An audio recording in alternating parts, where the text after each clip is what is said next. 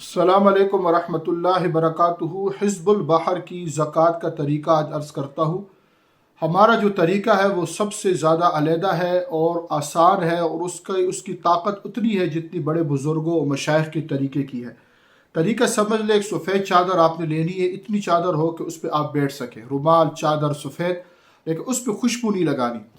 جب آپ پہلے دن عمل کریں گے، کوئی سا وقت مقرر کر کے سفید چادر کو نیچے بٹھا کر اس پر آپ نے بیٹھ جانا ہے، اور صرف ایک دفعہ پڑھنا ہے، بس ایک دفعہ پڑھنا ہے۔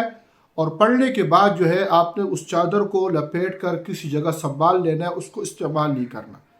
اس پوری چلے کے اندر جو پرہیز آپ نے کرنا ہے وہ انڈے کا کرنا ہے، اور ہر اس چیز کا جس میں انڈا ملا ہوا ہو اس کو آپ نے نہیں استعمال کرنا۔